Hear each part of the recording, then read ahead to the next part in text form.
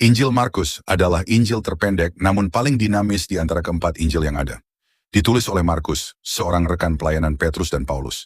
Injil ini memotret Yesus sebagai Mesias yang aktif, penuh kuasa, namun juga sebagai hamba yang menderita. Dari kalimat pembuka yang tegas dengan frasa, "Inilah permulaan Injil tentang Yesus Kristus, Anak Allah." Markus 1 ayat 1. Markus seperti tidak ingin berlama-lama dengan silsilah atau narasi kelahiran. Ia langsung membuka dengan peristiwa Yesus dibaptis dan pencobaan di padang gurun yang mengawali karya pelayanan Yesus di bumi.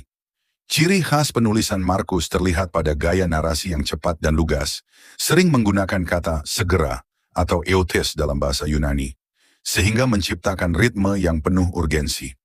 Markus menekankan penderitaan Yesus sebagai bagian dari misi ilahi Yesus, dan bahwa kemuliaan Mesias tidak datang melalui takhta duniawi, melainkan melalui salib. Injil Markus juga menyoroti respons iman, bagaimana setiap mukjizat menuntut keputusan pribadi untuk percaya atau menolaknya.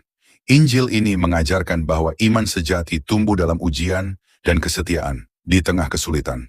Secara teologis, Markus menampilkan Yesus sebagai hamba Allah yang taat sampai mati, menjadi teladan bagi para murid yang dipanggil untuk memikul salib dan tetap setia dalam penderitaan. Dalam sejarah kanon, Injil Markus ditempatkan setelah Matius, karena gaya dan struktur Injil Matius yang lebih cocok sebagai pembuka atau penghubung antara Perjanjian Lama dan Perjanjian Baru. Namun demikian, banyak ahli modern menilai bahwa Injil Markus kemungkinan sebagai Injil yang ditulis lebih awal dari Injil yang lain. Jika Anda tertarik untuk memperdalam bagaimana sudut pandang Markus